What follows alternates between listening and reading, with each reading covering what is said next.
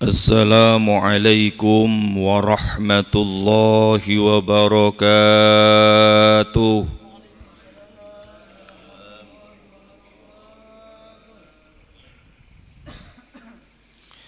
Alhamdulillahilladzi kataba 'ala syuhuri isna asyara syahran fi kitabih yauma khalaqas samawati wal ard minha arba'atun hurum wassalatu wassalamu ala sayyidina wa habibina wa syafi'ina wa maulana Muhammadin sayyidil arabi wal ajam wa ala alihi wa ashabihi ya nabi'il ulumi wal hikam. Wa ba'du fayaqulu Allahu ta'ala azza wa jalla ya ayyuhalladzina amanu isbiru wa sabiru wa rabitu wattaqullaha la'allakum tuflihun. Wa qala an-nabiyyu sallallahu alaihi wa alihi wasallam man kana yaumuhu khairum min amsihi fahuwa rabih wa man kana yaumuhu mithla amsihi fahuwa maghbun wa man kana yaumuhu syarram min amsihi fahuwa mal'unun. Rawahul Hakim. Julasa'ul kurama wal fudala wan nujaba'ul a'izza, para alimil ulama, para masyayikh, para asatid, para hujjat, para sesepuh dan tokoh masyarakat.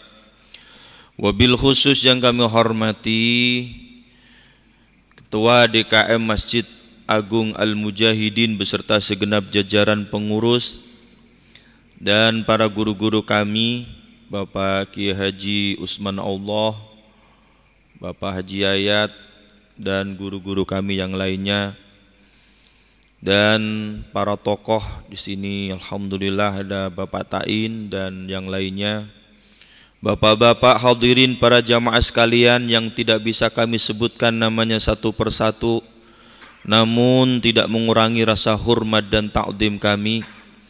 Semoga kita semuanya di pagi hari ini mendapatkan curahan limpahan berkah, juga rahmat, maghfirah, inayah, serta ridha dari Allah Subhanahu wa ta'ala.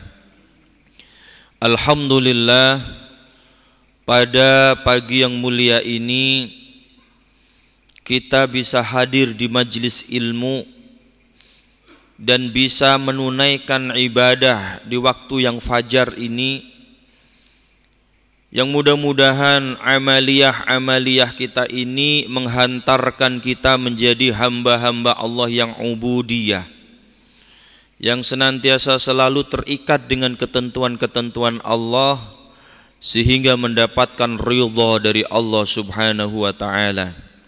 Wabil khusus di masa pandemi atau PPKM yang belum juga usai, masih level-levelan ini, mudah-mudahan ya harapan kita tidak ada level selanjutnya. Ya kalau sudah level nanti bahaya ini, kayaknya ya kayak seblak baik, sedang, pedes, sangat pedes. Ya ini level-levelan ini ya, nggak habis-habisnya nanti. Makanya mudah-mudahan orang-orang yang senantiasa selalu menunaikan sholat subuh berjamaah, Allah jamin keamanannya. Wabil khusus terkait dengan COVID-19, ya semoga sholat subuh kita ini bisa menjamin kita diselamatkan Allah, dijamin keamanan, dan mudah-mudahan dijamin dalam perlindungan Allah Subhanahu wa ta'ala. Ini yang perlu kita tekankan, dan sampai saat ini belum juga ada tokoh-tokoh yang menggerakkan sholat subuh berjamaah. Padahal jaminan Allah jelas, man shallal fajra ma'al jamaah fahuwa fi zimmatillah. Siapa orangnya yang sholat fajar dengan berjamaah, maka dia dijamin oleh Allah, dalam jaminan Allah. Nah ini kalau sudah dalam jaminan Allah, ya pasti kalau sudah jaminan Allah itu dilindungi oleh Allah, ya. Tinggal keimanan, keyakinan kita. Dan orang-orang yang sholat subuh berjamaah, insya Allah kita ini dicatat sebagai orang-orang yang menunaikan sholat malam semalam suntuk. Nah ini faka'annama qiyamul lail, ini seolah-olah ini kita ini melakukan sholat malam qiyamul lail itu semalam suntuk. Nah ini banyak sekali keutamaan-keutamaannya. Bapak hadirin, para jamaah sekalian,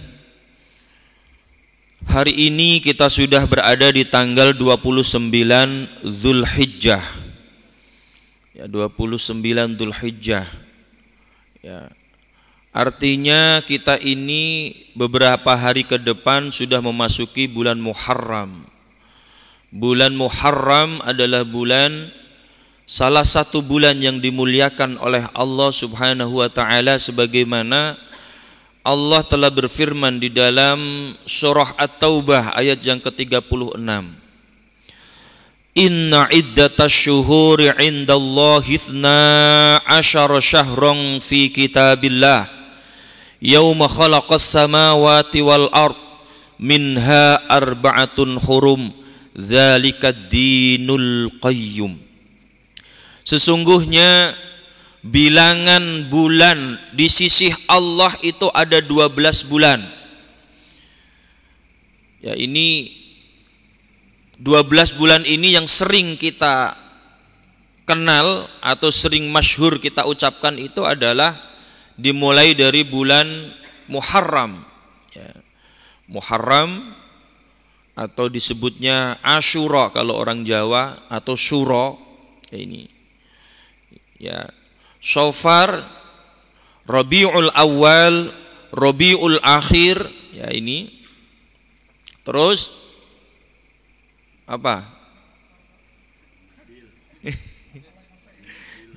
Jumadil Ula atau Jumadil Awal, Jumadil Akhir, ya ini, atau Jumadil, kalau depannya Jumadil Ula berarti belakangnya Jumadil Akhirah.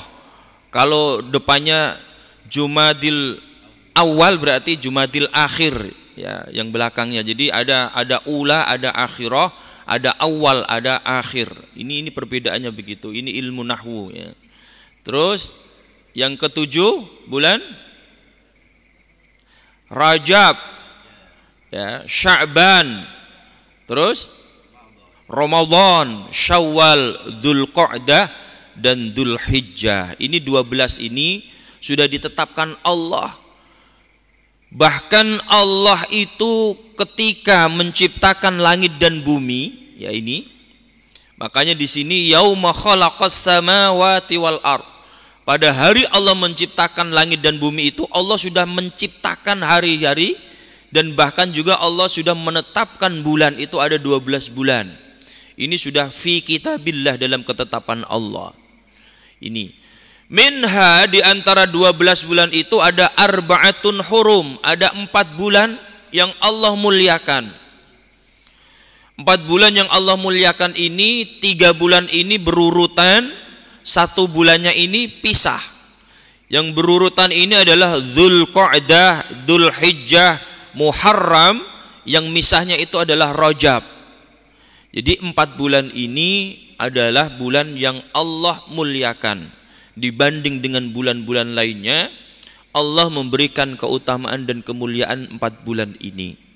Nah ini, makanya di dalam 4 bulan ini amalan-amalan ibadah itu ditekankan oleh Nabi, lebih dianjurkan oleh Nabi, karena ada akselerasi amal, ada peningkatan amal. Allah Subhanahu wa ta'ala itu memberikan akselerasi itu di dalam amaliyah manusia. Itu ada kalanya adalah di tempat, berkaitan dengan tempat, ada kalanya berkaitan dengan waktu. Berkaitan dengan tempat, misalnya Allah memberikan akselerasi amal orang-orang yang beribadah di Masjidil Haram. Itu berkaitan dengan tempat.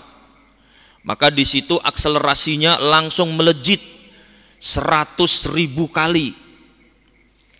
Ada lagi berkaitan dengan tempat, orang yang beribadah di Masjid Nabawi. Ini akselerasinya 1000 kali. Ada lagi orang yang beribadah di Masjidil Aqsa atau Al-Aqsa, itu akselerasinya 100 kali. Ini lebih banyak dan lebih dilipat gandakan.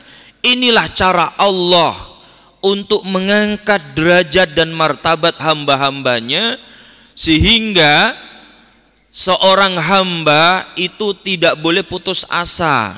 Karena ada masa, ada waktu di mana seorang hamba itu akan melejit naik derajatnya atau pahala-pahalanya, nilai ibadahnya. Ya, seperti waktu berkaitan dengan Ramadan, berkaitan dengan bulan Dzulhijjah, 10 hari di awal Dzulhijjah, 10 hari di akhir Ramadan. Bahkan para ulama berbeda pendapat, ini ada perbedaan pendapat. Bisa jadi kalau di bulan 10 hari pertama itu lebih utama Dzulhijjah, kalau 10 hari terakhir itu lebih utama bulan Ramadan. Ini saring tarik ulur keutamaannya. Ya. Karena di bulan Dzulhijjah itu ada 9 Arafah, hari Arafah, Yaumu Arafah di awal 10 hari pertama. Kalau di 10 hari terakhir Ramadan itu ada Lailatul Qadar. Ini berkaitan dengan waktu. Ada lagi berkaitan dengan waktu itu adalah hari di mana kita ini sebut sebagai Yaumu Asyura atau tanggal 10 Muharram. Makanya ini termasuk bulan Muharram, ini adalah bulan yang dimuliakan Allah, di mana seorang hamba melakukan amalan ibadah, akselerasinya langsung melejit. Makanya kalau berbicara keutamaan, banyak sekali keutamaan-keutamaannya. Dalam kesempatan kali ini Al-Fakir ingin mengupas beberapa hal terkait dengan keutamaan ini yang berkaitan dengan ilmu fikih. Ada yang berkaitan dengan ilmu tasawuf dalam perspektif tasawuf. Ada dalam perspektif akidah, ada dalam perspektif kekinian. Makanya hijrah atau kita sebut sebagai hijriyah ini keutamaan-keutamaan dalam perspektif apa, dalam tanda kutip. Makanya hal ini yang pertama saya ingin sampaikan dalam perspektif akidah. Yang pertama akidah dulu. Kita harus meyakini bahwa Muharram itu adalah salah satu bulan yang dimuliakan dan diutamakan oleh Allah, sehingga Allah gambarkan di beberapa ayat dalam Al-Quran. Di antaranya di dalam surah At-Taubah ayat 36. Ini akidah, keyakinan. Dan kita harus yakin bahwa bulan Muharram ini ada namanya Asyura, 10, tanggal 10 Muharram, di mana Allah memberikan kemuliaan para nabi-nabinya di hari itu. Allah memberikan kemuliaan hamba-hambanya di hari itu. Bahkan seorang ulama besar ahli tasawuf, Syekh Abul Lais Asy-Syamarqand atau As-Samarqandi, di dalam kitabnya Tambihul Ghafilin, beliau menyampaikan ada 10 kemuliaan yang Allah berikan kepada nabi-nabi, sehingga ini disebut Asyura. Asyura itu ada yang mengatakan karena tanggal 10 Muharram, dari kata asyrah. Asyrah itu 10. Ada yang mengatakan Asyura itu karena Allah memberikan 10 kemuliaan kepada para nabi-nabinya. Ada yang mengatakan Asyura itu 10 kemuliaan yang diberikan Allah untuk hamba-hambanya. Tidak hanya nabi, keseluruhan hamba-hambanya. Ini 10 Muharram atau disebut Asyura. Makanya dalam perspektif akidah, Kita harus yakin bahwa Asyura, Muharram ini adalah bulan-bulan kemuliaan. Yang kita tahu selama ini itu Asyura itu kan lebaran anak yatim doang, ya. Padahal ya juga seharusnya lebaran orang-orang yang lemah. Makanya kalau santunan anak yatim di 10 Muharram itu kalau bisa diikutkan santunan juga orang-orang yang lemah. Orang-orang yang lemah ini diantaranya adalah ad-du'afa, itu adalah orang-orang yang memang sudah lemah, janda-janda jompo atau aki-aki yang jompo lah. Ya ini supaya apa? Supaya mereka itu happy ending, Mbak, kalau bahasa orang kulon mah. Ya, sudah tua tapi masih bangga, masih gembira, masih dipikirkan oleh yang muda-muda. Ini seperti itu. Dan ini perintah Al-Qur'an begitu, tidak hanya anak yatim. Kan kita sudah membahas di dalam surah Ali Imran, orang-orang lemah itu ada kalanya anak yatim, ada kalanya fuqara masakin, ada kalanya itu adalah janda-janda yang lemah, itu juga adalah orang-orang yang lemah. Kalau yang masih muda-muda mah urusan Pak Ketua DKM aja lah, kalau yang masih muda-muda. Janda yang muda-muda, kalau yang tua-tua ini perlu dipikirkan bersama ya. Jadi itu sudah kita bahas dalam surah Ali Imran. Orang-orang yang lemah ini perlu dipikirkan pula ya. Nah ini makanya dalam perspektif akidah ini keyakinan. Kalau kita tidak yakin bahwa Muharram ini bulan yang dimuliakan Allah, kita tidak akan melakukan amalan-amalan lebih, Pak. Misalkan kita nggak mungkin puasa di bulan Muharram, kita nggak mungkin meningkatkan dzikir kita, tidak mungkin kita bersedekah ditingkatkan. Bahkan ada amalan-amalan lain yang mungkin nanti dalam perspektif fikih, saya bahasnya dalam perspektif fikih ini ada tambahan-tambahan amalan lain, di mana para ulama mengumpulkan itu ada 12 amalan yang perlu kiranya diamalkan di bulan Muharram terkait dengan keutamaan-keutamaannya ya. Jadi pertama, perspektif akidah kita harus yakin bahwa Muharram ini bulan kemuliaan, di mana Allah memberikan kemuliaan terhadap para nabi-nabinya dan para hamba-hambanya. Itu satu. Yang kedua, dalam perspektif fikih atau syariah, Allah Subhanahu wa ta'ala mengakselerasi amal. Amaliyah ini terkait fikih, Pak. Makanya para ulama mengumpulkan ada 12 ya, 10 amalan ditambah 2 jadi 12 amal, di mana kita ini dianjurkan oleh Rasulullah Shallallahu Alaihi Wasallam untuk melakukan amaliyah-amaliyah ini yang terangkum dalam sebuah syair atau nadham. Sum salli sil zur aliman ud waqtahil ra'sal yatimim syahta saddaq waqtasil wasi'alal iyali qallim dufra wa suratal ikhlasi qul alfa marrah. Jadi yang pertama, amalan yang perlu ditekankan, sum, puasalah kalian. Puasa, kita disuruh puasa, kalau bisa tanggal 1 sampai dengan tanggal 11.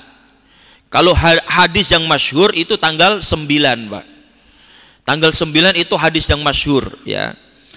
Tapi Sayyidatina Aisyah radhiyallahu anha, beliau menambahkan tanggal 8 disebutnya Tasu'a, tanggal 9 disebutnya ini adalah Tasu'a, tanggal 10-nya disebutnya Asyura, ditambah dengan tanggal 11 supaya berselisih dengan orang-orang Yahudi. Kalau orang-orang Yahudi cuma tanggal 10 Muharram.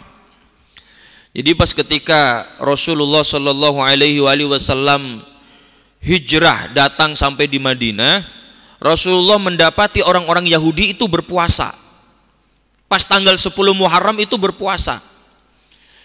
Maka Rasulullah bertanya, wahai sahabat-sahabatku, kenapa engkau berpuasa pada hari ini? Maka orang-orang Yahudi itu menjawab, hari ini adalah hari di mana Allah menyelamatkan dan memberikan kemenangan kepada Nabi Musa alaihi salatu wassalam.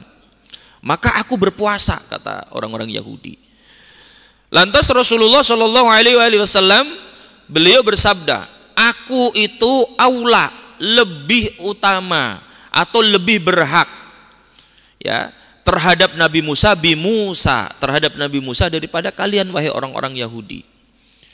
Maka aku lebih berhak untuk berpuasa. Nah, seketika itulah Rasulullah memerintahkan para sahabat apabila ingin insya'a falyasum wa insya'a ya ini kalau memang mau silahkan berpuasa, ikuti orang-orang Yahudi karena memang kita ini lebih berhak berpuasa daripada mereka orang-orang Yahudi. Ya, ini. Makanya kemudian Rasulullah pernah dalam satu hadis lain, redaksi lain itu beliau menyampaikan, apabila umurku sampai di tahun depan aku akan berpuasa di tanggal 9 dan tanggal 10 Asyura, 9 dan 10. Ya, ini. Kemudian Sayyidatina Aisyah semenjak Rasulullah wafat menambahkan lagi tanggal 11. Jadi 9, 10, 11. Alasan Aisyah radhiyallahu anha itu supaya ngambil ganjil dan berselisih menyelisih orang-orang Yahudi. Nah, ini ya. Jadi kalaupun Rasulullah itu tidak melaksanakan, kenapa Sayyidatina Aisyah melaksanakan? Apakah ini disebut bid'ah? Ya iya, ini bid'ah, tapi bid'ah yang hasanah, bid'ah yang baik. Ya, walaupun Rasulullah tidak melaksanakan, bahkan Rasulullah dalam riwayat itu Rasulullah tidak jadi melaksanakan puasa tanggal 9 karena di tahun depan sebelum sampai Asyura Rasulullah di Rabiul Awal itu wafat. Jadi tidak kesampaian puasa tanggal 9 dan tanggal 10 di bulan depannya, di tahun depannya. Tapi Sayyidatina Aisyah meneruskan ini ya.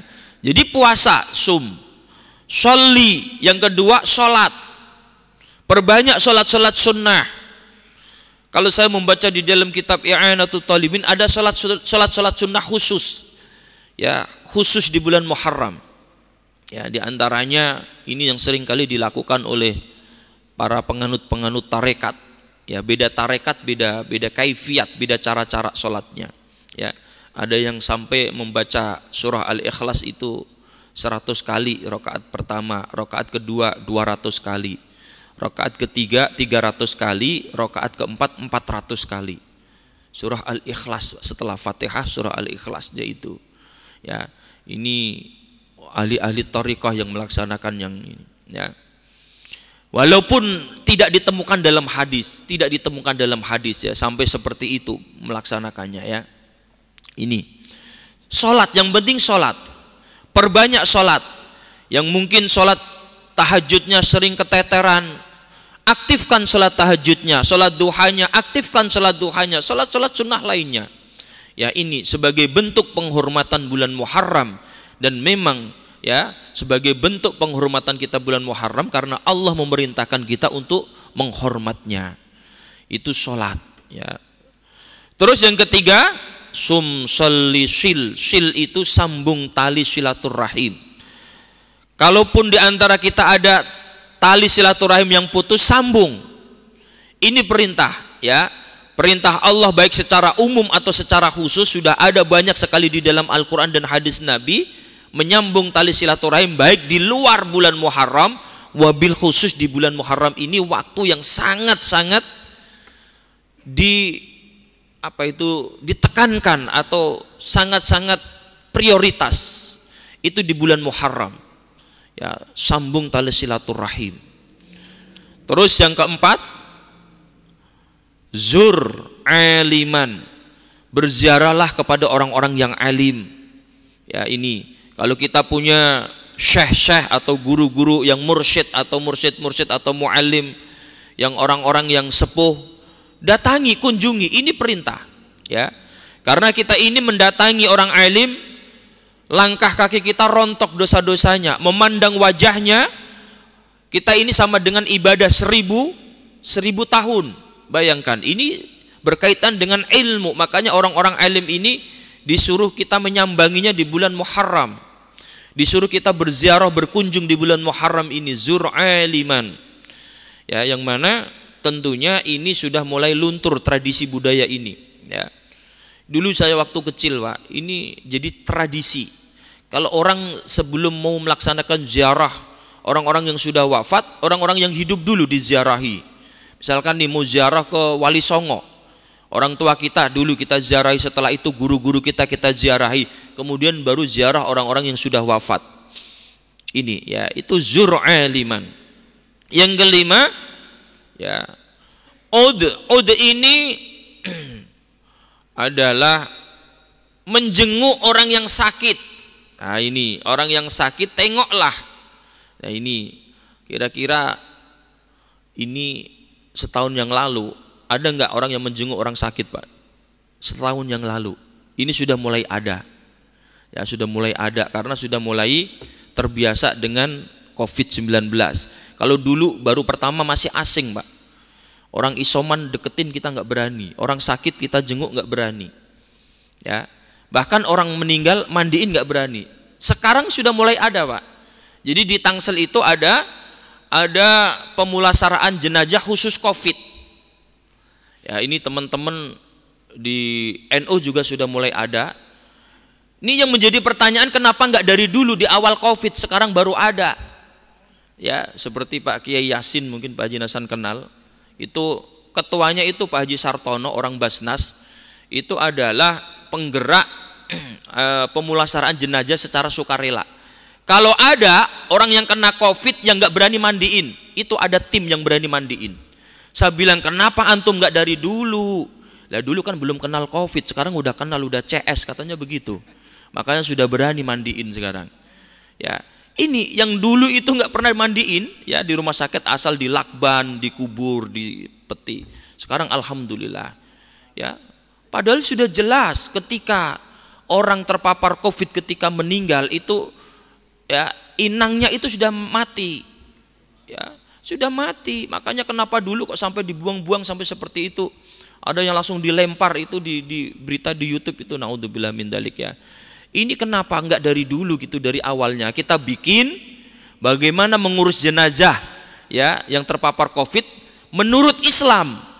Nah, kita kan menurut WHO. Kalau WHO kan bukan orang Islam, makanya enggak pada dimandiin ya.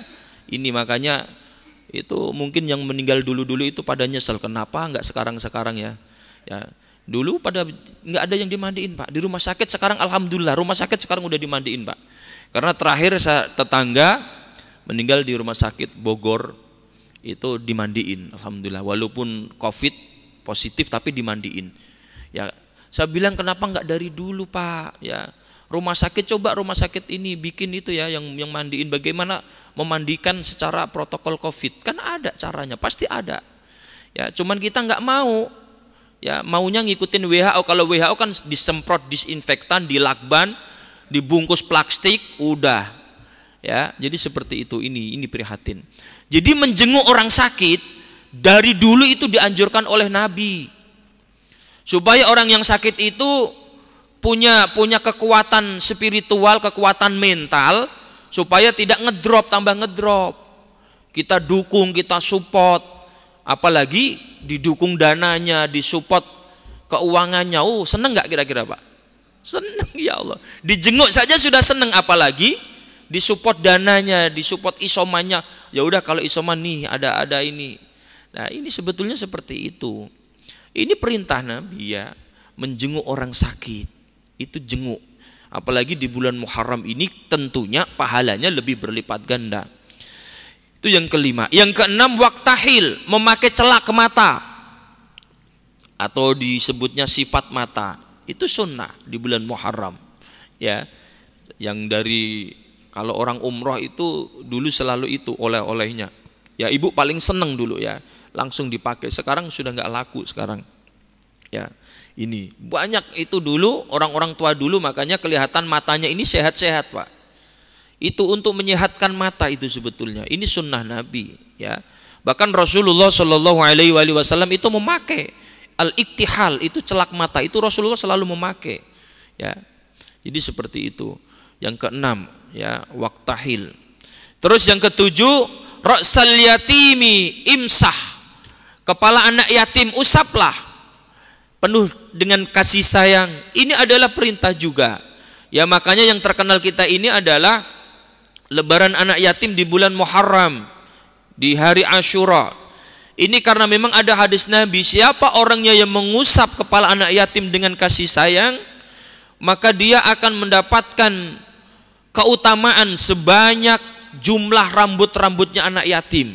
dan dia mendapatkan ampunan Allah sebanyak jumlah rambut-rambut anak yatim, dan dia diangkat derajatnya oleh Allah sebanyak jumlah rambutnya anak-anak yatim itu.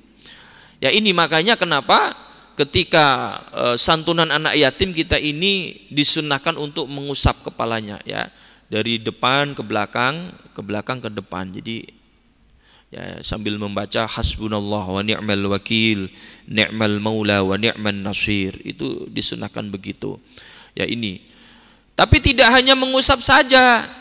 Ya, nanti ya kalau cuman mengusap saja, ya nggak dikasih santunan, ya pasti nggak seneng anak yatim yang ngusap-ngusap doang.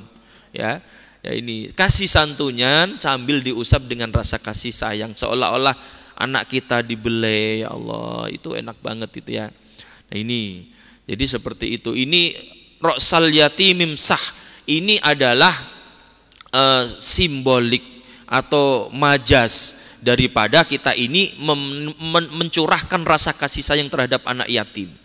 Ya, kasih mereka ini santunan, kasih mereka ini kasih sayang, kemudian baru diusap. Yang kedelapan, tasoddaq. Tasoddaq ini bersedekahlah kalian di bulan Muharram. Ya, ayo mumpung bulan Muharram nanti digalakkan lagi sedekahnya.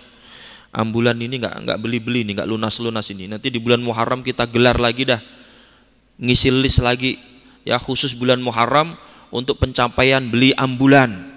Jadi jangan sampai lolos bulan Muharram, nanti bulan Muharram lolos lagi Pak Ketua ambulannya. Ya. Jadi ini harus ini dikebut ini nanti, ya. Saya kasih support lah.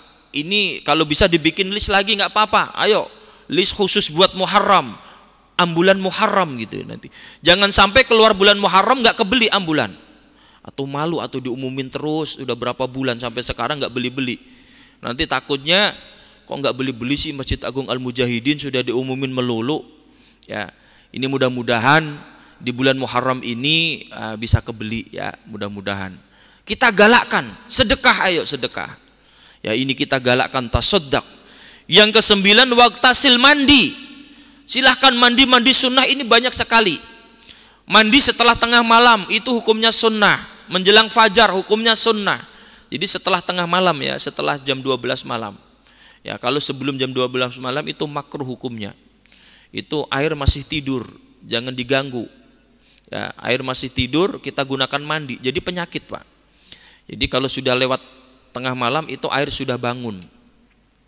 Makanya semua makhluk-makhluk Allah itu pada tidur. Tumbuh-tumbuhan itu tidur. Ya, jangan dikira dia itu melek terus 24 jam, enggak ada.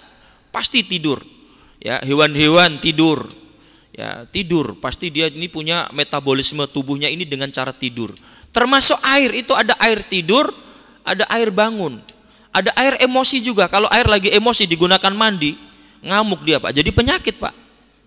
Ya, makanya banyak nggak orang-orang yang kadang-kadang pingsan di kamar mandi, atau mungkin kadang-kadang ya apa itu jatuh meninggal di kamar mandi. Ini banyak sekali ya, ini perlu kita pahami. Jadi mandi, waqtasil, mandi sunnah, mandi taubat. Ya, nawaitul ghusla lit taubah. Aku mandi, niat mandi untuk bertaubat atau membersihkan diri kita. Ya, karena membersihkan itu hukumnya adalah wajib, maka mandinya ini bisa menjadi wajib apabila kita kotor. Tapi apabila kita bersih, mandinya ini menjadi mandi sunnah. Segala mandi itu kalau diniati sunnah mendapatkan pahala sunnah. Termasuk mandi di dalam setiap hari itu kalau kita niatkan membersihkan diri itu hukumnya sunnah, Pak. Ya, mandi Jumat atau mandi sunnah lainnya. Ya, mandi ingin melaksanakan sholat itu juga mandi sunnah ini banyak sekali ya. Jadi ini waqtasil ini mandi ya. Bahkan ada mitos barangkali ya, atau mitos atau ini barangkali cerita orang-orang tua dulu, tapi saya belum pernah menemukan hadis yang jelas. Tapi ada sejarah memang orang yang mandi di tanggal 10 Asyura itu seolah-olah dia itu mandi air Zam-Zam. Ya, seolah-olah mandi air Zam-Zam. Maka jangan sampai tidak mandi di malam Asyura. Ya, ini ya. Terus Rasul yatim imsah tasaddaq waqtasil. Ya, terus wasi' alal iyali, yang ke-10, longgarkan keluarga kalian, wasi'. Keluarga kita longgarkan, Pak. Longgarkan baik dari sisi nafkah atau kasih sayang. Yang mungkin jarang kumpul keluarga di bulan Muharram. Yang jarang kita mencium anak, cium anak kita. Yang jarang mencium istri, cium istri kita. Bener ini ya. Kita ini kadang-kadang ngelihat istri kan dedek melulu ya. Pakaiannya itu baik, sekali-kali diajak ke mall, kenapa? Ya, kasih pakaian baru, kasih parfum yang enak di bulan Muharram mah. Ini mumpung bulan Muharram mah. Ya. Nah, ini wasi' alal iyali, luaskan. Ya baik, luaskan nafkahnya, jangan malah dipotong.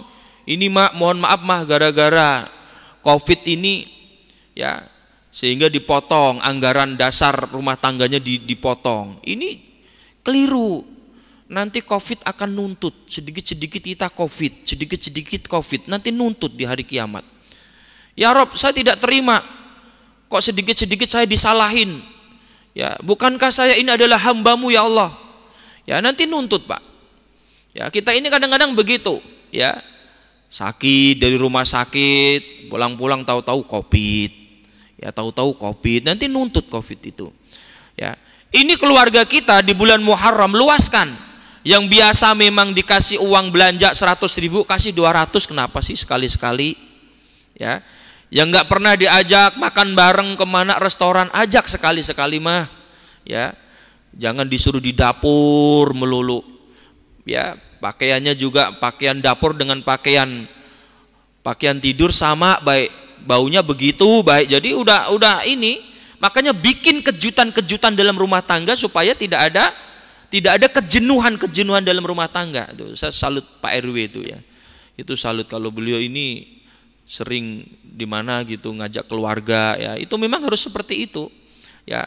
Jadi ini membanggakan dan membahagiakan keluarga ini termasuk tuntunan Nabi. Ya. Kalau kita bisa melihat bagaimana Rasulullah itu memanggil Aisyah itu dengan Humaira. Ya Humaira, wahai yang kemerah-merahan bibirnya. Ya. Ini kita ini ya coba panggil istri kita dengan sayang, yang gitu. Saya ini tahadus bin nikmah ya. Tahadus bin nikmah. Saya itu sampai saat ini ya kurang lebih berumah tangga 25 tahun masih sekarang manggil istri itu yang, Pak. Yang. Ini supaya ditiru.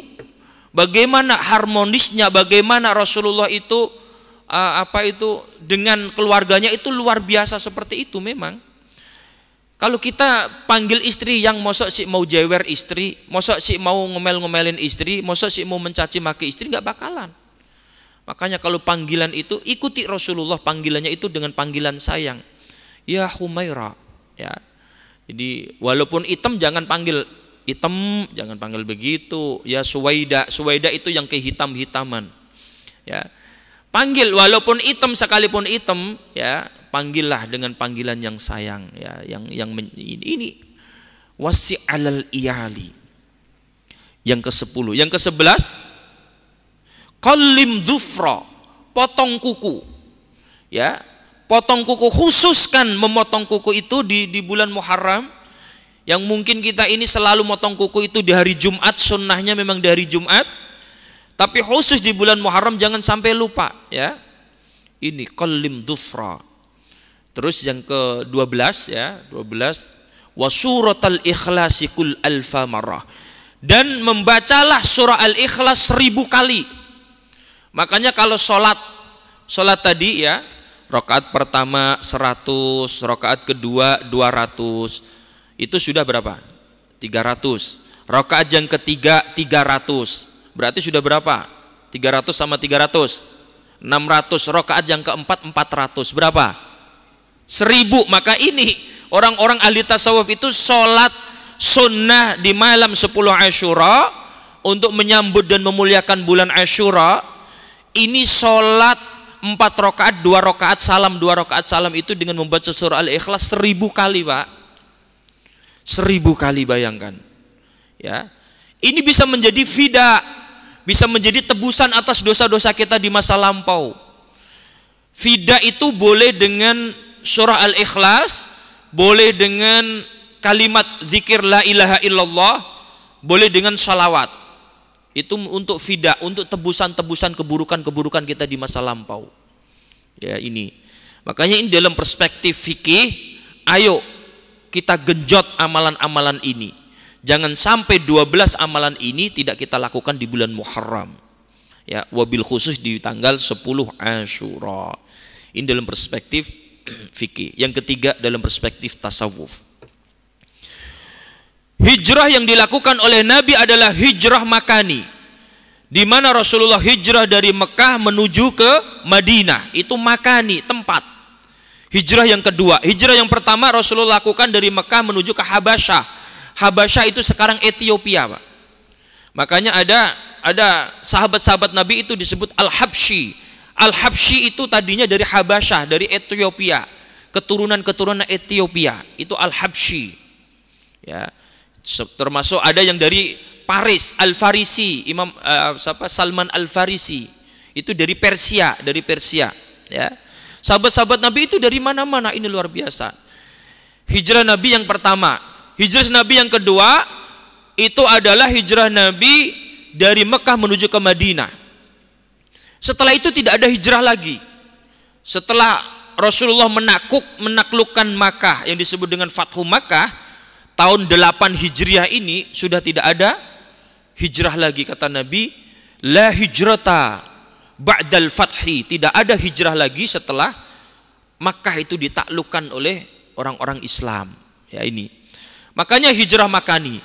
Maka dalam konteks sekarang ini, dalam konteks tasawuf, maka kita harus hijrah ideologi, hijrah falsafi atau falsafah atau ideologi. Kita harus hijrah.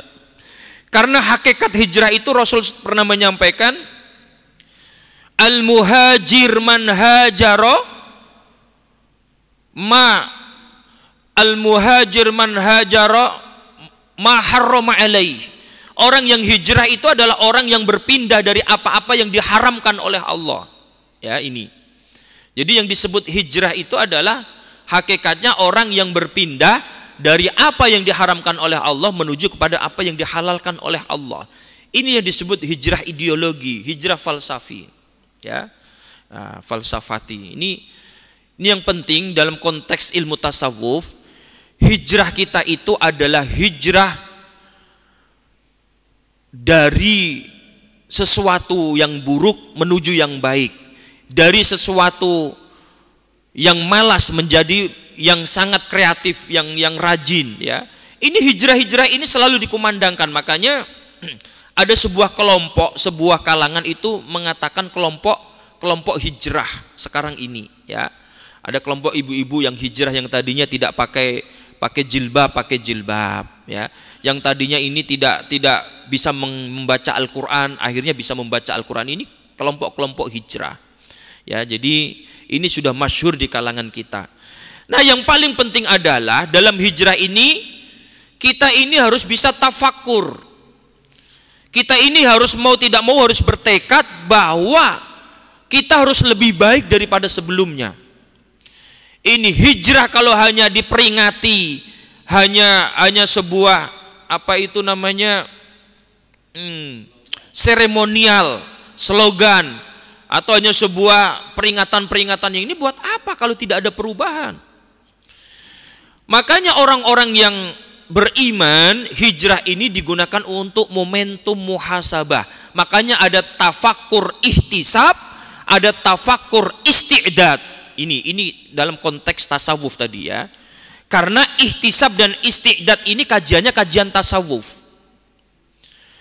Maka orang ini dalam konteks hijrah kita ini kalau ingin berubah, maka kita ini harus tafakur ihtisab dan tafakur isti'dad.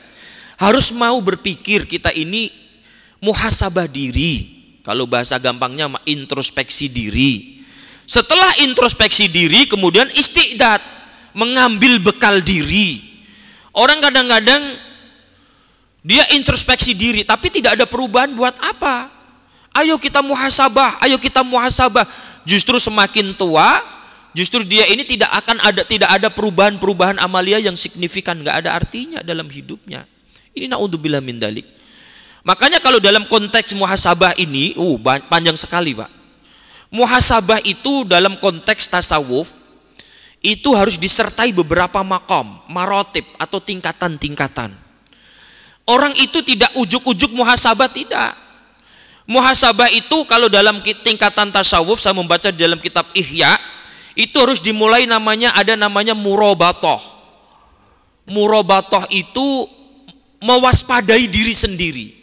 Ini yang jarang sekali kita lakukan. Kalau berkaitan dengan ayat Al-Quran itu surah Ali Imran ayat 200 atau ayat yang paling terakhir.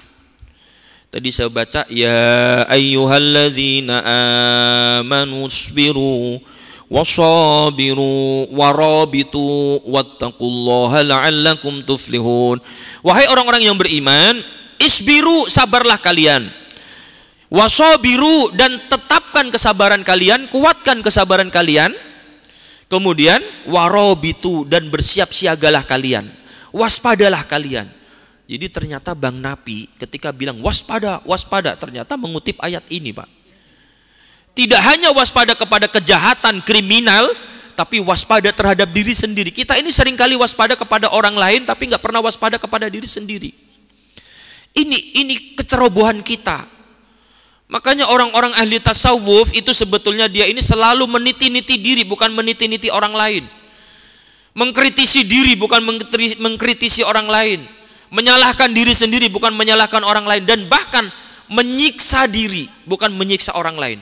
Ini kalau saya lihat ada 6 marotib, ada 6 tingkatan dalam kajian perspektif tasawuf tadi. Ya.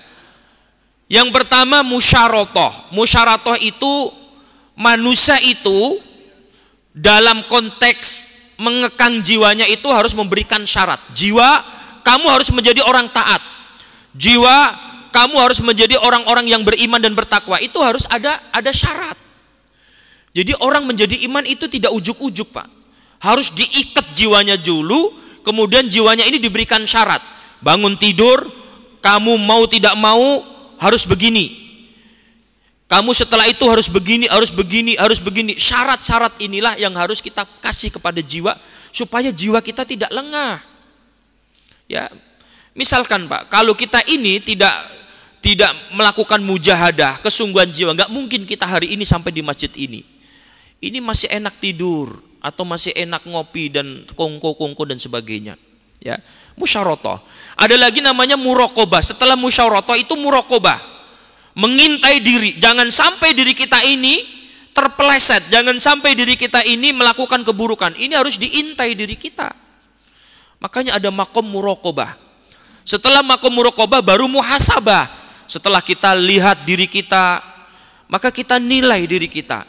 Dari tahun kemarin dengan sekarang baikan mana diri kita? Amal kita yang sudah kita lakukan berapa? Kita timbang-timbang, itu namanya muhasabah. Itu namanya muhasabah Pak. Jadi tidak ujuk-ujuk muhasabah, tidak. Muhasabah itu diawali dengan makom-makom sebelumnya. Maka setelah makom muhasabah itu ada namanya muaqabah. Kalau di dalam muhasabah kita temukan keburukan-keburukan kita, oh iya saya ini di grup selalu menjelek-jelekan orang lain, selalu mengkritisi orang lain, selalu melakukan caci makian terhadap orang dan sebagainya, baru kita ini muaqabah, hukum diri kita. Kalau kita melihat sahabat-sahabat Nabi Pak, itu hukuman-hukuman terhadap diri sendirinya luar biasa. Nggak usah ini jauh-jauh. Sayyidina Umar radhiyallahu an, beliau itu setiap mau tidur menghukum diri dengan cara mencambuk kakinya. Kakinya dicambuk dan bahkan badannya dicambuk. Sahabat ketika memandikan Sayyidina Umar, ketika beliau wafat memandikannya, sangat kaget dan terkejut. Sampai luka-luka lebam-lebam banyak di punggungnya, di kakinya, di badannya. Ini sekujur tubuhnya luka-luka Pak. Sampai sahabat yang memandikannya ini nangis. Beliau bertanya kepada istrinya, ini kenapa ini seorang khalifah begini banyak luka-luka lebam di tubuhnya? Ternyata kata istrinya, beliau itu sebelum tidur selalu menghukum diri. Muaqabah, menghukum diri. Karena Sayyidina Umar selalu itu mencambuk kakinya, mencambuk badannya, selalu. Kamu ini dulu sering melakukan keburukan, dulu kamu sering begini. Itu disebut oleh Sayyidina Umar. Kita bisa melihat bagaimana Sayyidina Umar ini adalah sahabat yang paling belakang masuk Islam Pak. Yang didahului dengan kekerasan, keberingasan dan sebagainya. Makanya paling banyak menghukum dirinya itu Sayyidina Umar. Putra beliau Abdullah ibnu Umar atau disebut Ibnu Umar, beliau pernah menghukum dirinya juga. Ya, melakukan keburukan dihukum dirinya. Bahkan ketinggalan sholat berjamaah menghukum dirinya, disedekahkan tanahnya. Kalau kita ketinggalan sholat berjamaah, enjoy saja Pak. Ini pernah nggak kita ini salah tapi kita menghukum diri kita? Nggak pernah. Itu mu'aqobah. Di atas mu'aqobah itu ada namanya mujahadah, kesungguhan jiwa. Itu disebut jihad. Orang tanpa jihad, kita tanpa jihad nggak bakal sampai masjid Pak. Ya, makanya ketika orang tidur itu setan menyanyikan lagu terus di telinga. Ketika kita ini jaga terbangun, setan lagi naum, tidur lagi. Itu dalam telinga kita. Makanya seringkali kita membunyikan alarm, tapi kita bangun matiin lagi, tidur lagi begitu. Itu sering. Karena setan ini berhasil, ya, mengumandangkan lagu tidur itu kepada orang-orang yang tidur, sehingga yang tidur itu nyenyak, pules dan sebagainya. Ya, ini mujahadah, ada kesungguhan jiwa. Setelah itu yang keenam adalah mu'atabah, yaitu mencela diri sendiri, celak. Ya, inilah yang apa yang dikatakan Imam Ibnu Athaillah As-Sakandari, hiasi hidupmu dengan kecelaan, hiasi hidupmu dengan kenistaan, jangan kau hiasi hidupmu dengan kemuliaan. Kita mengakulah diri kita ini buruk, mengaku diri kita celah, kekurangan dan sebagainya. Ini mencela diri, ini mu'atabah. 6 makom ini dibahas semuanya, dikaji dalam kitab tasawuf, wabil khusus di dalam kitab Ihya Ulumuddin. Ya, jadi ini dalam perspektif tasawuf itu hijrah kita ini harus muhasabah, setelah muhasabah baru istiqdad, harus mengambil banyak perbekalan. Mana yang buruk kita sempurnakan menjadi baik. Jadi seperti itu. Dan yang terakhir dalam konteks kekinian, ya, ini tentunya berkaitan dengan zaman.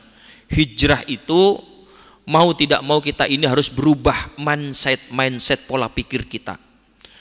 Hari ini mau tidak mau kita selalu dicekokin bahwa COVID itu membunuh.